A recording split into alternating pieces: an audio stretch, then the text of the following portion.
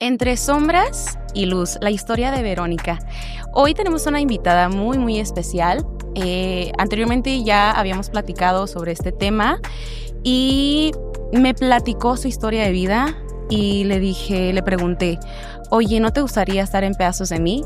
Porque creo que es una historia de vida que vale la pena ser escuchada, que vale la pena que la gente conozca su historia de vida, porque creo que Verónica es el claro ejemplo de que se puede sanar y te puedes convertir en una mujer fuerte, llena de resiliencia, y por eso la tenemos hoy aquí en Pedazos de mí.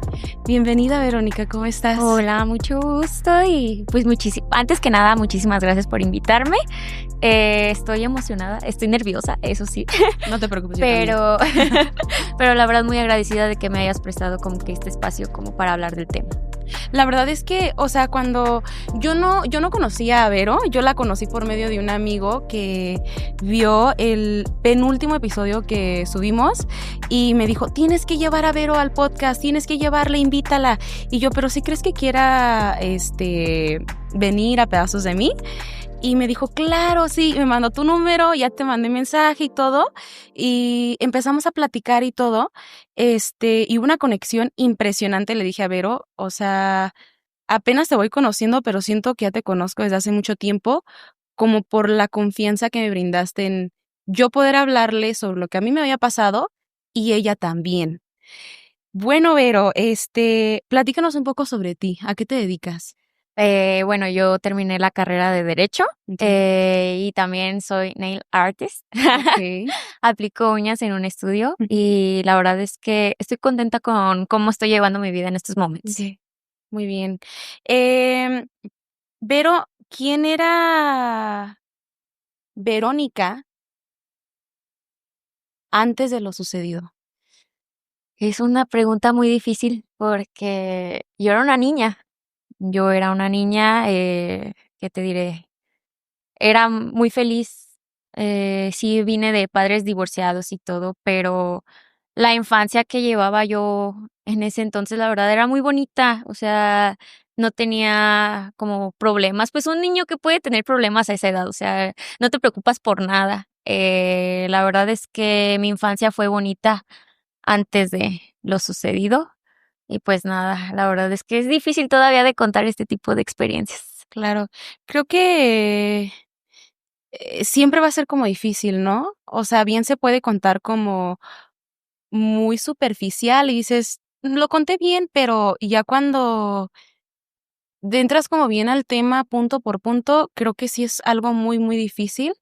Pero sanar habla y Vero, te agradezco que hayas aceptado estar aquí y espero que hoy Pedazos de mí pueda darte un abrazo como y te ayude, así como me ha ayudado a mí, como a ir sanando poco a poco. Claro que sí. Y Vero, cuéntanos, ¿qué fue lo que te pasó? Eh, bueno, todo comienza, mi mamá, pues, obviamente, al momento de que mis padres se separan, claro que mi mamá, pues, merecía tener una vida, merecía ser feliz con otra persona. Llega, por cuestiones de que estoy ya atravesando un proceso, penal, Ujú. no voy a decir como tal su nombre, Okey. pero se llama Alejandro, no puedo decir apellidos ni Ujú. nada. Esta persona llega a nuestra vida, se hace pasar como un padrastro increíble, por así decirlo. Se adentra a nuestra casa, empezamos a vivir, juntos, convivir, familias. La verdad, al principio era muy amable.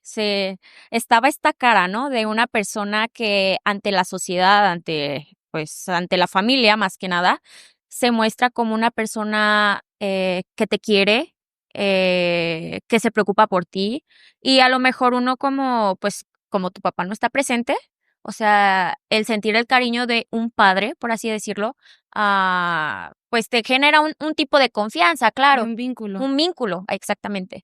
Entonces, él se adentra a nuestra casa, empieza, claro, a cariños, nosotros como niños, pues, le teníamos confianza, sinceramente, entre mis hermanos y yo. Todo esto cambia, un cumpleaños, mi noveno cumpleaños, exactamente, donde esta persona empieza a abusar de mí. En mi cumpleaños me regala un perro enorme de peluche. La verdad es que estaba hasta más grande que yo el peluche, o sea, de verdad, fácil, unos 1,5 metros, 2, o sea, era enorme, abarcaba toda mi cama, me acuerdo perfectamente en ese entonces. Empieza a abusar de mí.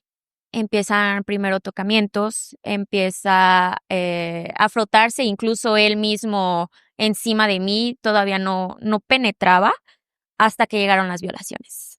Entonces, fue durante mucho tiempo, esto te lo digo que pasaba de los 9 a los 12 años, o sea, fue bastante tiempo. Yo no hablé en ese momento porque él era del medio periodístico, tenía nexos, tanto en la política como en medios de comunicación, y me amenazaba, claro, en que si yo llegaba a hablar o llegaba a contar lo sucedido, lo que pasaba, si gritaba o algo, era como de: "Le voy a hacer daño a tu familia".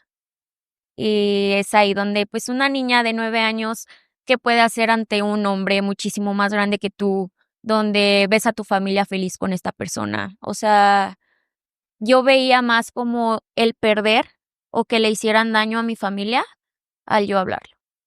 Y, pues, fue muy difícil, porque eran abusos, que te diré 4 veces a la semana.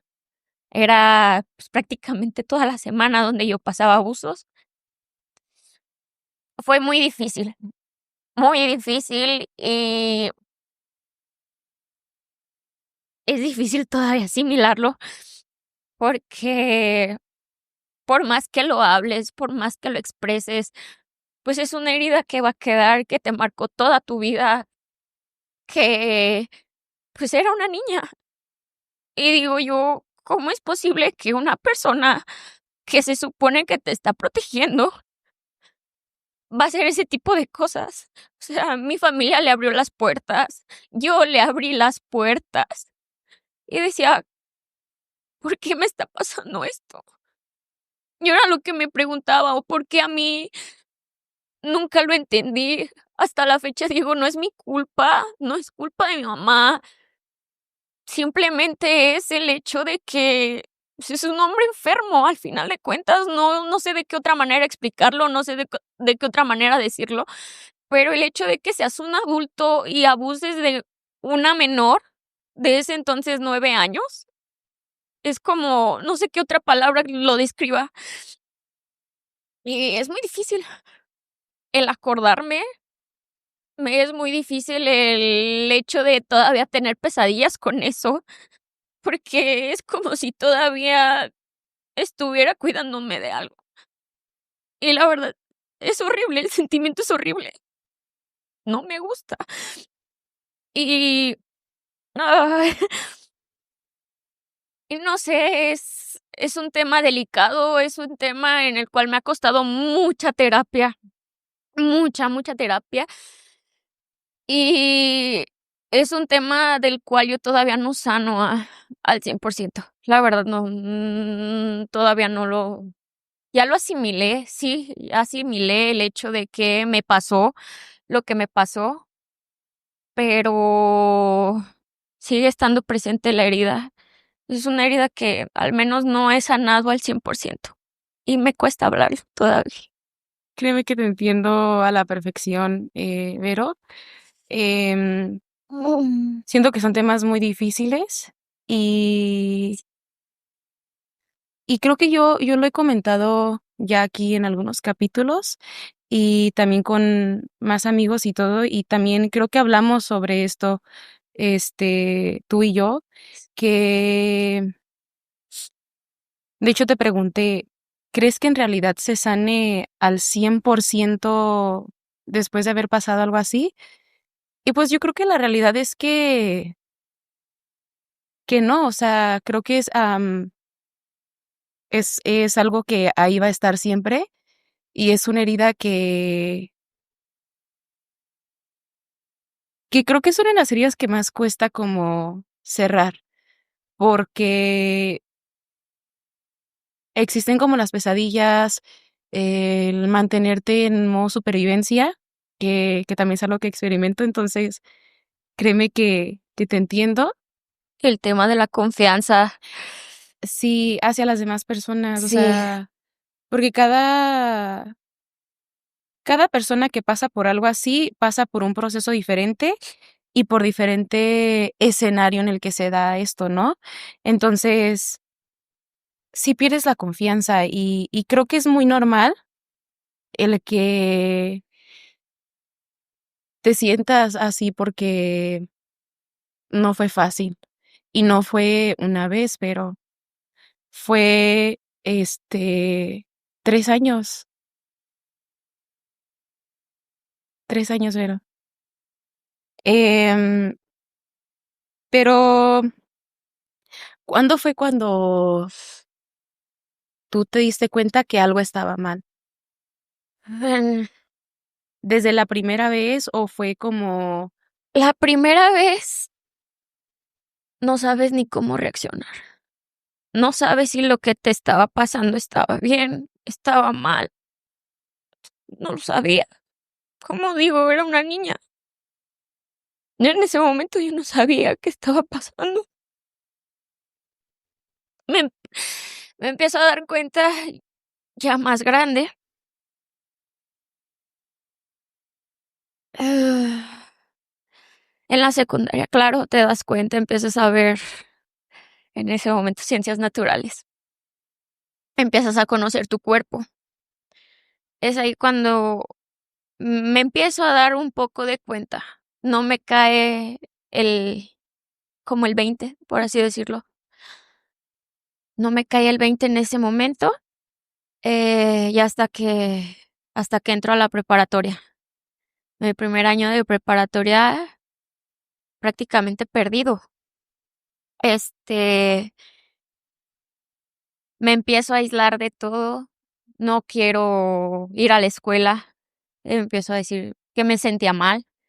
Mi mamá incluso creía que me hacían bullying, que algo estaba pasando conmigo dentro de la escuela. Y todo esto fue gracias a que esta persona, va a cubrir un evento de la preparatoria a mi escuela. O sea, yo tenía años, años de no verlo. O sea, este tipo con mi mamá se separan poquito después de que terminó todo conmigo. Ah, yo tenía años, años sin verlo. Y en el momento en el que yo lo veo por primera vez después de tanto tiempo, es ahí cuando me llega el balde de agua fría. Es el miedo, es el llorar, el coraje, el decir cómo esta persona está tan bien y yo tan mal? y yo tan mal. O sea, cómo él puede seguir con su vida tan cínicamente mientras yo me estoy derrumbando cada día. O sea, ¿cómo es posible que después de tantos años todavía quien cargaba con esa culpa era yo y no él? El miedo me invadió, me iba mal en calificaciones, tenía un coraje con medio mundo. Yo incluso era como un nadie me cuidó, nadie estuvo para mí.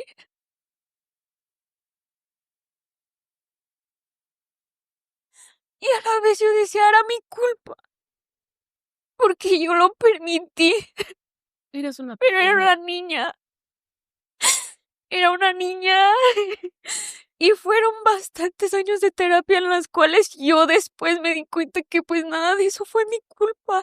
Pero en el momento en el que yo lo veo a él, yo todavía seguía culpándome del por qué no hablé, por qué no grité, por qué no hice nada.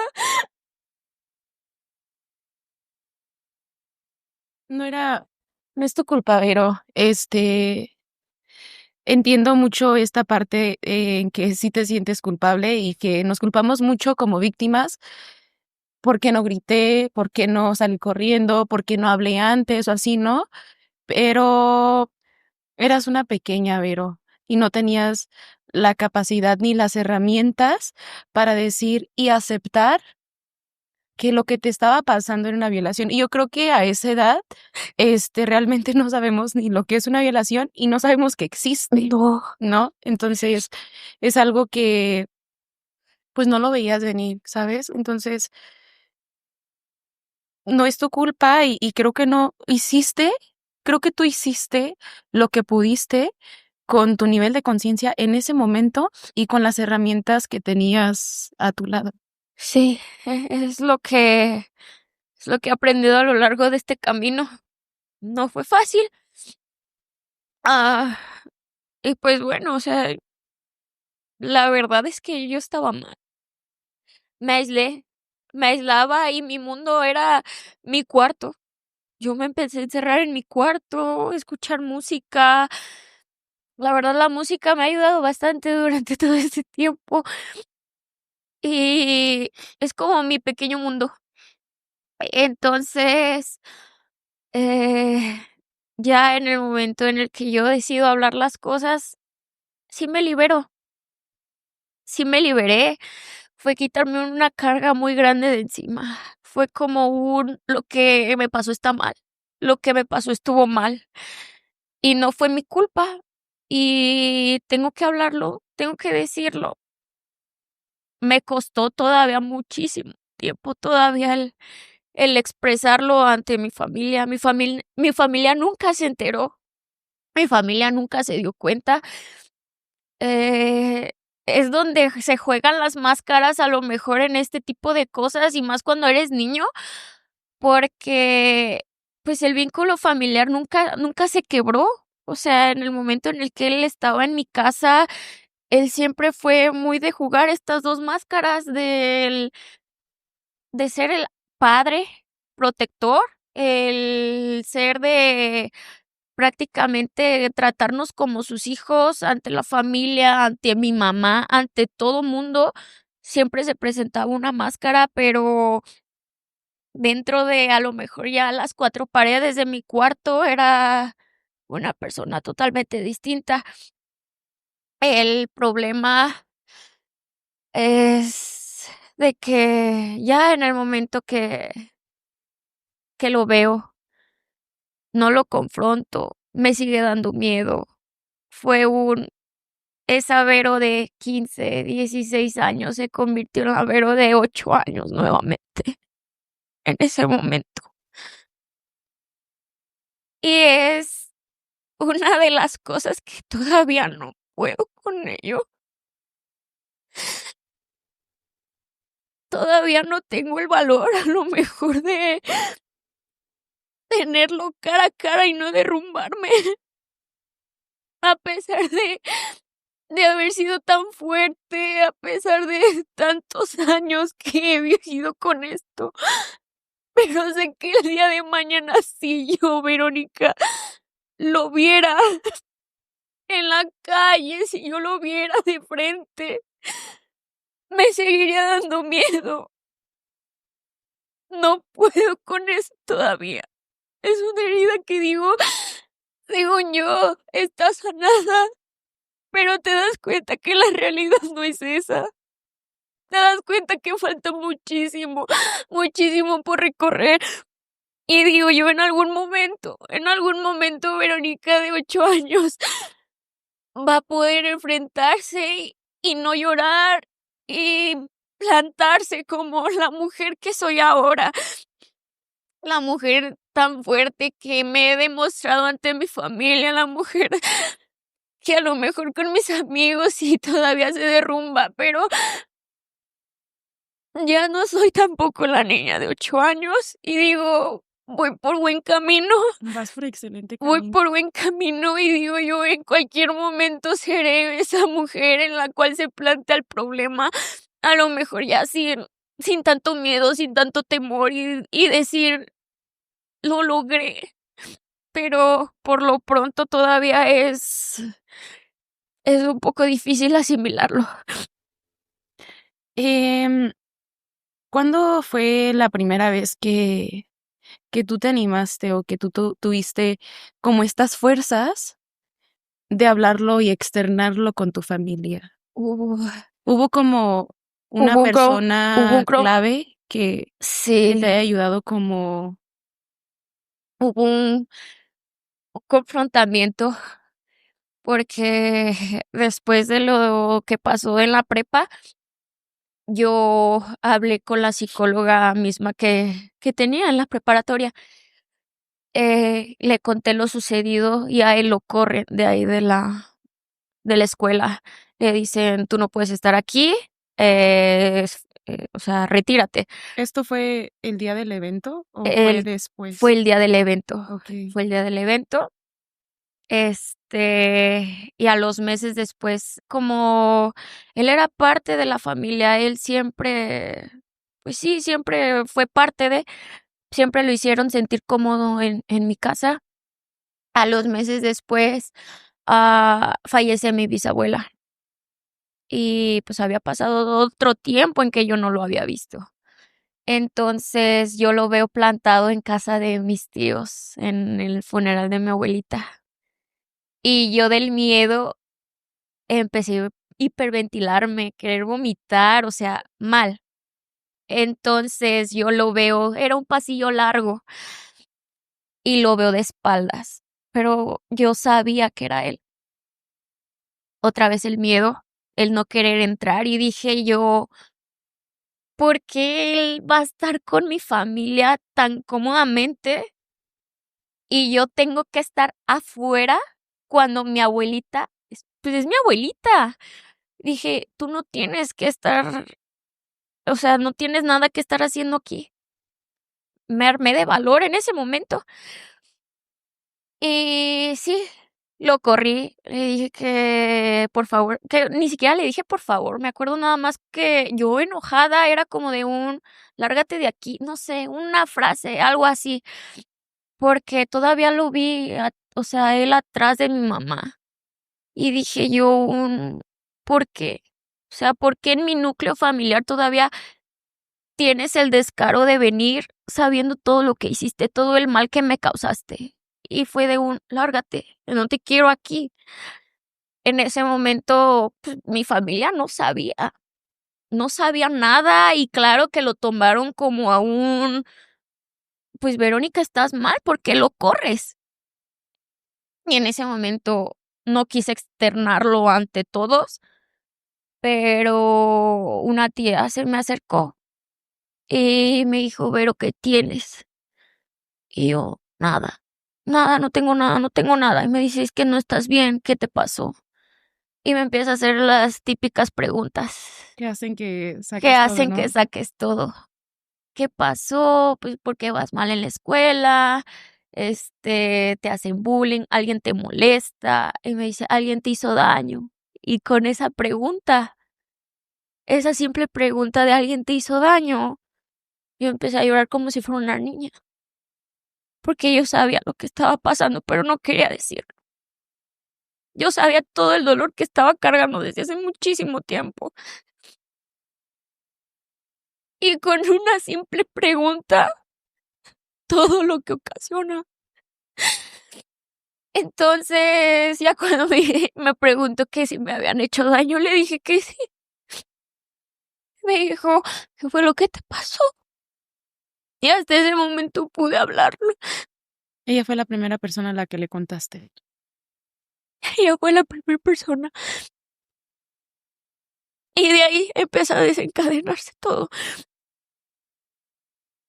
Ah, le cuento a mi mamá, no sabían detalles, no sabían más que el simple hecho de que abusaron de mí. Fue lo único, lo único, lo único que yo dije en ese momento. No sacaste todo No saqué realmente todo, lo que había no pasado y lo saqué que todo, sentías. lo que sentía, nada, simplemente fue el hecho de decir: "Abusaron de mí". No di detalles, no di nada, dije: "No puedo". O sea, no me sentía todavía preparada para contar detalles hasta que se presenta un 8 de marzo. Era mi primer marcha e iba con mi mejor amiga. Le cuento a mi mejor amiga y yo estaba todavía miedosa. Me acuerdo porque este hombre, pues, era de los medios periodísticos. Yo sabía que si alzaba un cartel, yo sabía que si yo hablaba en ese momento, claro que iban a haber periodistas, claro que los medios de comunicación lo conocían. Yo sabía perfectamente que si yo alzaba un cartel ese día, alguien lo iba a ver y alguien del medio periodístico iba a saber quién era. Y a mí me daba miedo porque yo sabía perfectamente que el hablarlo, a lo mejor hasta algo podría pasar, ¿me explico? O sea, vivimos en México. El hablarlo, el contarlo, al final de cuentas no sabes ni lo que pueda ocasionar. Y dije, por primera vez, en ese momento yo dije al que le debe de dar vergüenza es a él. Ya bastantes años me he contenido y fue como de hay que hacerlo. Yo no llevaba ni cartulina, yo no llevaba plumón ese día. Y mi mejor amiga me dijo hay que hacerlo. Fuimos a la papelería, compramos las cosas que se necesitaban, y en el primer momento que yo levanté ese cartel, empecé a llorar. Empecé a llorar porque todo el mundo te ve, todo el mundo fue como qué triste que te haya pasado eso. Todo el mundo fue como de te abrazo, no estás sola. Y es cuando yo me armo de valor y digo, puedo denunciarlo. En el momento de la marcha yo iba llorando, toda la marcha yo iba llorando, a veces yo decía, ya me da vergüenza, déjalo, lo bajo. Y dije, no, no tengo por qué hacerlo. Y entonces decido postear la fotografía con el cartel en mi Facebook y se empieza a hacer viral. Se empieza a hacer viral y yo de Dios mío, ¿qué hice? ¿Por qué lo hice? Me daba vergüenza, a pesar de que yo decía que la vergüenza tenía que ser para él. Pero pues es como si yo mostrara Algo tan vulnerable. algo tan vulnerable y decir, yo no sé las personas también cómo vayan a tomarlo, porque lastimosamente todavía hay muchas personas que dicen es que pues es tu culpa. O empiezan a culpar a mi mamá de dónde estaba, porque no te cuidó. Cosas así, y era como de sé que a partir de ahora voy a tener que estar luchando, voy a estar remando, y dije yo: ni modo, yo de aquí ya no, o Ya sea, no me voy a mover. ya no sí. Y dije yo me armé de valor, y a los 2 días siguientes voy a fiscalía y denuncio todos los hechos que pasaron. Y ya, gracias a mi mejor amiga, fue que yo decidí alzar la voz y decir: "Me pasó esto". Y ya a partir de ahí toda mi familia se enteró. Toda mi familia, amigos, personas que no sabían, empiezan a enterarse. Pero gracias a mi mejor amiga que me ayudó a alzar la voz. Fue por ella, ese 8 de marzo. Hace 3 años, 4, ya van a ser. Sí, justo también es algo que te comenté ese día que estábamos platicando en Vainilla y Chocolate, Sí, que admiro mucho tu fortaleza. Em, yo no he podido ir a una marcha porque te invade.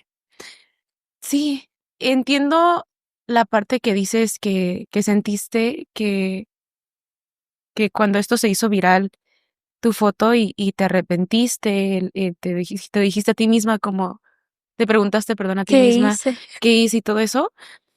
Porque a mí también me pasó. A mí me pasó en pedazos de mí.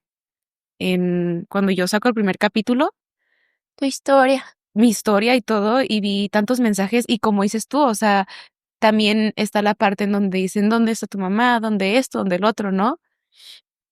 Y cuento también lo de mi abuso, y empiezan también más comentarios, esto y lo otro, y así, ¿no? Pero, y también pasó por mi mente, Grecia, ¿qué hiciste?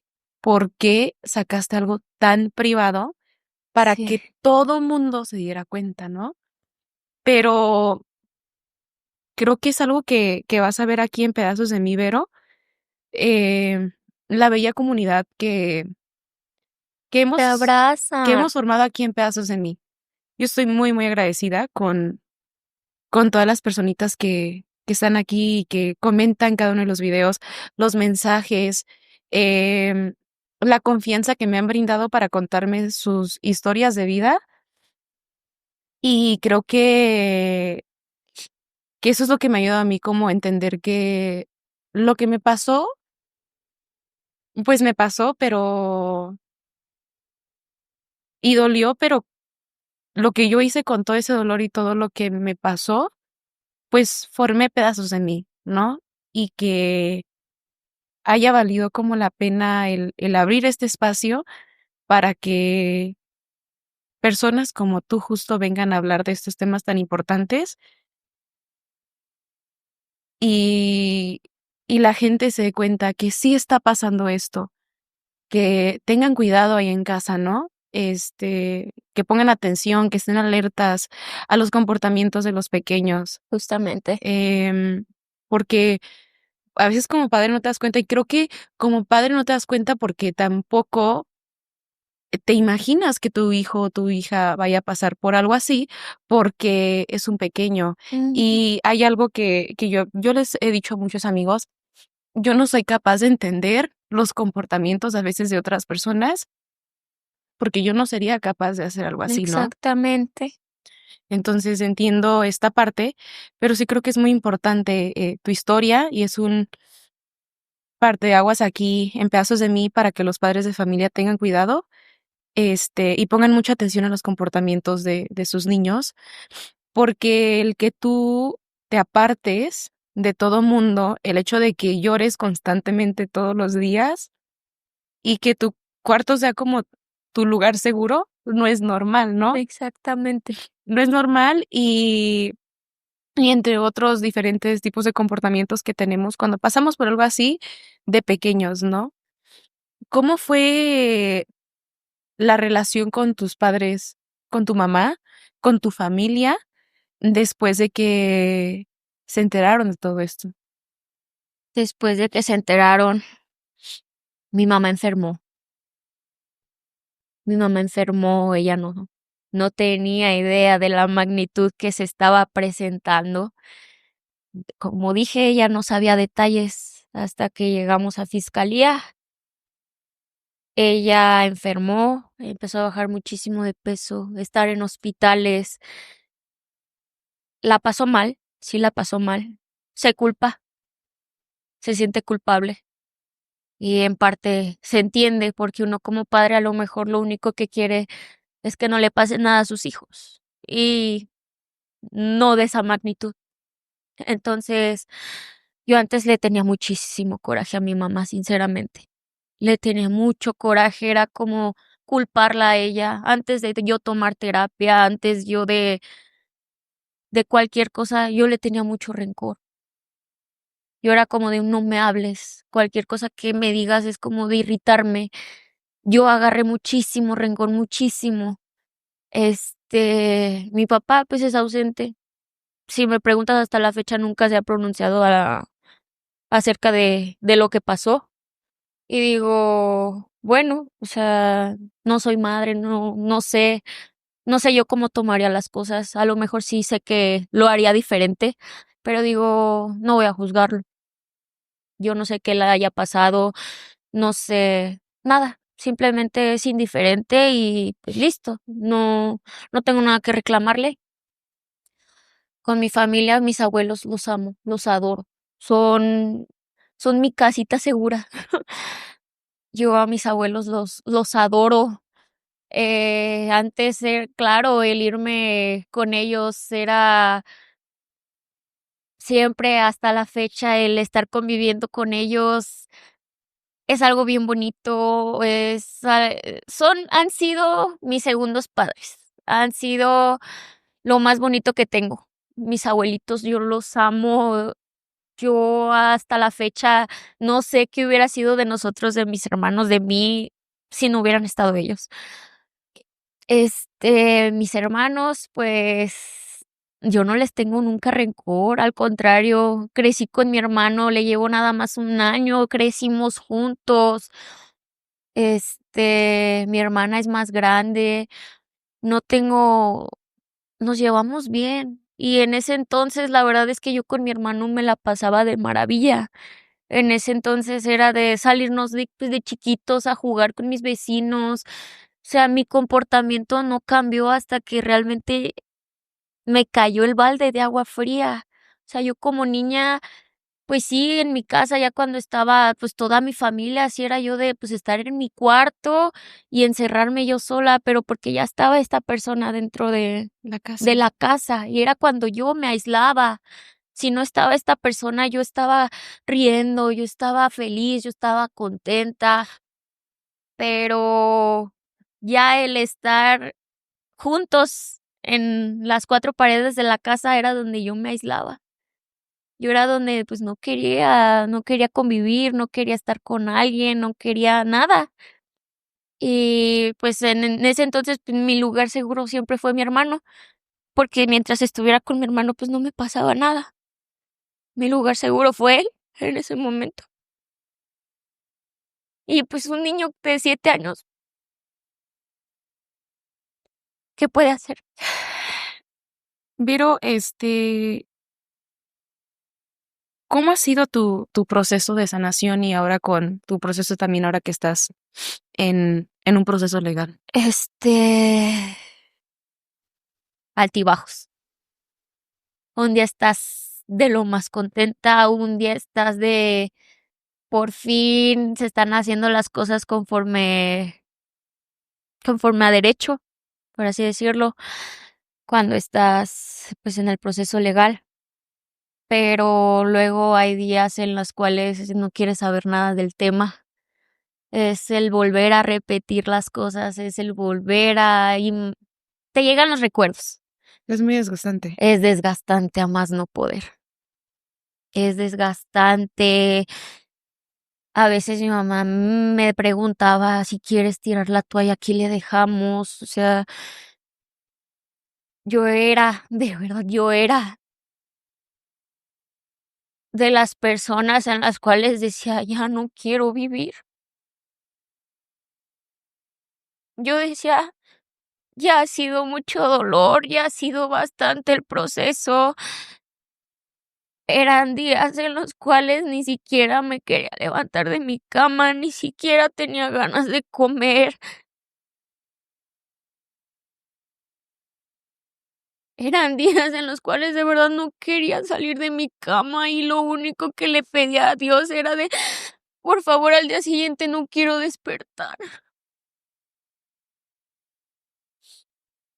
Llegué a decirle a Dios, por favor, ya no me dejes despertar el día de mañana, por favor, Dios, llévame, ya no puedo.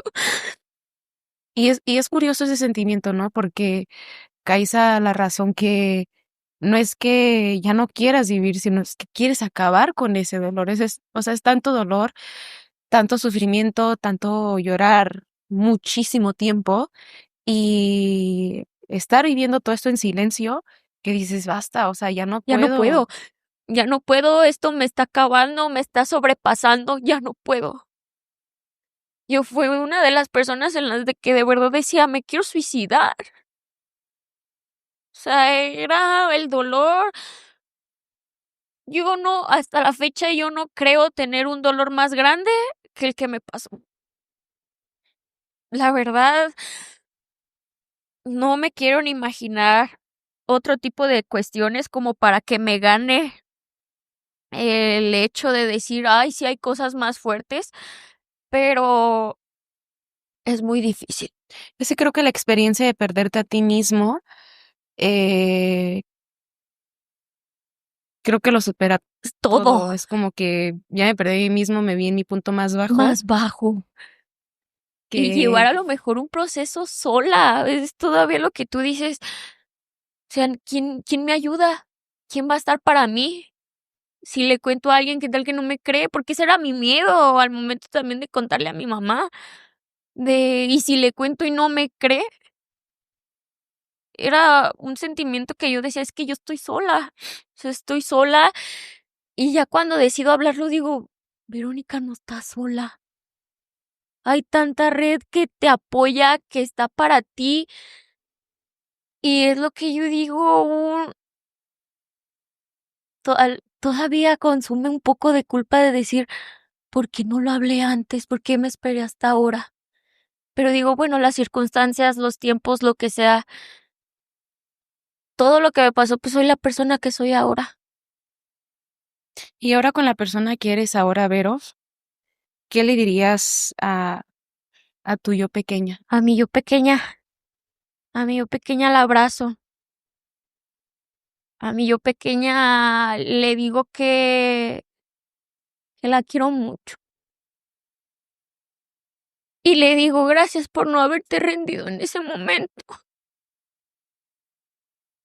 Le digo, gracias. Le digo, gracias porque de verdad no desististe. Fue malo lo que nos pasó, pero la abrazo y le digo, no va a volver a pasarte. Al menos eso yo espero. Y digo yo, amor, yo te cuido, yo te abrazo, yo te amo, porque de verdad lo que pasamos en ese momento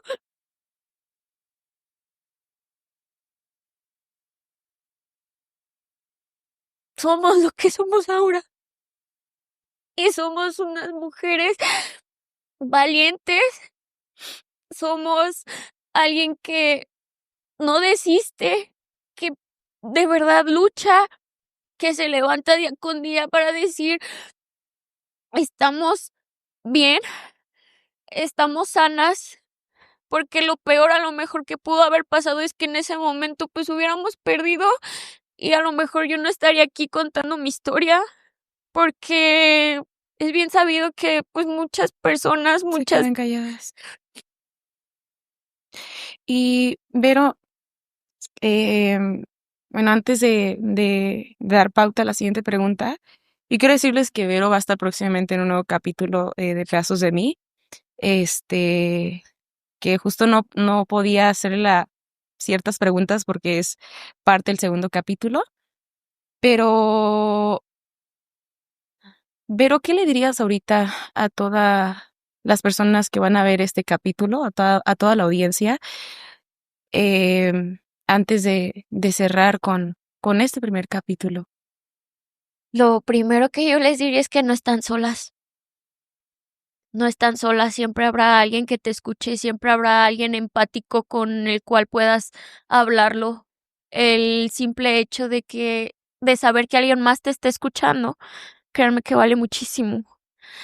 Si tú eres una persona por la cual pasaste un tema similar al que nos ha pasado, que no estás sola, puedes hablarlo así sea con una amiga, con un amigo, a quien le tengas más confianza, que si no es a tus padres, si no es a tus hermanos, incluso escribirlo. Si no tienes el valor de hablarlo de frente a una persona, escríbelo, escríbelo, mándaselo, no sé, a alguien, pero que no están solas, que si eres padre de familia, ten cuidado, por mucho que a lo mejor conozcamos a una persona, por mucho que le tengas confianza a alguien, pues al final de cuentas tus hijos son primero. Este, no te digo que no vas a ser feliz con una persona, no te digo que todas las personas son malas, no te digo que todos los hombres van a hacer eso, no te digo eso, simplemente cuida a tus hijos, ve esas red flags que ahora decimos, que pues si tienes un niño que es encantador, que se la pasa sonriendo, que se la pasa bailando, que se la pasa, como decimos burdamente, del tingo al tango, y de repente lo ves callado, lo ves Pagado. triste, lo ves apagado, pregúntale, no lo regañes, porque luego a lo mejor eso es lo que los papás piensan, o sea, que el hecho de regañar al niño de oye, ponte a comer, oye, haz esto, haz lo otro. No, o sea, sean un poquito más empáticos, sean como de un sentarse a platicar de, oye, a lo mejor eso es lo que a lo mejor a mí en mi aspecto ¿Te hizo falta? me hizo falta, el que alguien se sentara conmigo y que, pues, empezara a platicar. Que fuera como de un: "Oye, mi niña, ¿qué tienes? Te está yendo mal en la escuela, ¿qué pasó? ¿No tienes ganas? ¿Te sientes enfermo? ¿Qué te hace falta?". No sé, algo, por muy mínimo que sea tú como padre de familia, una simple pregunta, de verdad, se los juro, una simple pregunta puede llegar a desencadenar todo lo que tiene un niño, todo, todo, todo. Y es a lo mejor lo que nos hace falta a las personas, ser un poco empáticos. Les hace falta mucha paciencia también. Sé que a lo mejor, pues, muchos padres de familia, claro, trabajan, están fuera de casa, tienen que cuidar los niños, los abuelitos, no sé, alguien más. Pero el simple hecho de tú como madre, como padre de familia, el hecho de tú sentarte incluso a hacer la tarea con tu hijo, así sea a las 10 de la noche, no sé, algo, pero el que el niño se sienta presente a sus padres también ayuda muchísimo.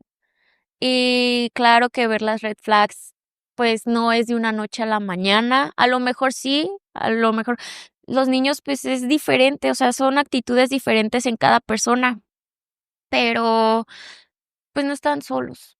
No están solos y la verdad es que, pues, también llegan muchos mensajes, incluso cuando yo pasé por el hecho de hacerlo viral, el hecho de que medios periodísticos hicieran viral mi historia, muchos padres, muchos hijos, muchas niñas, muchas mujeres, fue así como de mandar mensaje, incluso no me conocen, pero por la historia es como de un: "Ven, yo te escucho". O sea, no estás solo.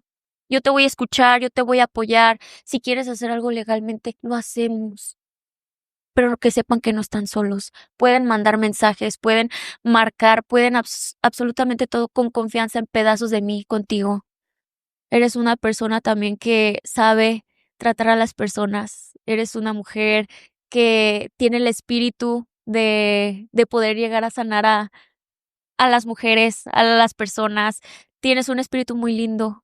Eres una mujer de gran valor, quiero decírtelo, que no estás sola, tú tampoco, y que el hecho de que no quieras contarlo o no quieras decirlo a lo mejor antes, no te hace menos, no te hace un cualquier cosa, simplemente el hecho de tú haber contado tu historia, créeme que hiciste demasiado y eres ejemplo también para muchas personas más.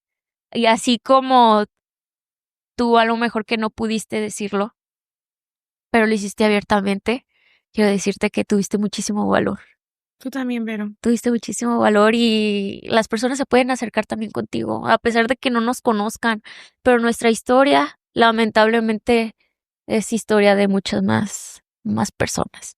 Y pues que no están solas, es lo que más quiero decirles. Bueno, amigos, fue un episodio muy, muy emocional y creo que después de esto vamos a seguir platicando otras cositas. Sí. Este, Viro, muchas gracias por abrir tu corazón, por tan lindas palabras y todo. Em, Me contuve mucho a soltar también Ya, mi llanto súper extremo. Este, Espero que te hayas sentido cómoda, espero que hayas sentido que Pedazos de mí es un lugar seguro, un espacio en donde puedes hablar de este tema y espero que no te hayas sentido juzgada, em, sino todo lo contrario. desde que te conocí realmente así fueron las cosas. Gracias, Vero. Y para cerrar este capítulo, em, wow, Muy emocional. muy emocional. Em, Se los dije en mi primer episodio. Aquí tienen una amiga eh, a la que le pueden enviar un mensaje y pueden contarle y abrir su corazón realmente. Y créanme que voy a estar aquí para escucharlas. Y si ustedes quieren venir a contar su historia de vida aquí a Pedazos de mí, son completamente bienvenidas. Em, no te quedes callada. Obviamente habla a tu tiempo cuando tú te sientas preparada, pero no estás sola. Entonces, recuerden que no hay alma más bella que aquella que está rota, pero que sigue brillando y que sigue con su vida. Recuerden que, pues mi nombre es Grecia, no lo dije al principio, pero lo digo al final, mi nombre es Grecia, su host, pero recuerda que puedes decirme Gre, que lo que te pasó no apague tu brillo, al contrario, recuerda que todo eso lo puedes transformar en algo bello, en algo grande, porque tú no eres lo que te pasó, no te engloba. Lo que te engloba y te define como persona es lo que tú haces, el cómo tratas a los demás con lo que te pasó. Recuerda que de las malas experiencias puedes hacer algo mucho más grande. Vales mucho y calladita no te ves más bonita. Adiós.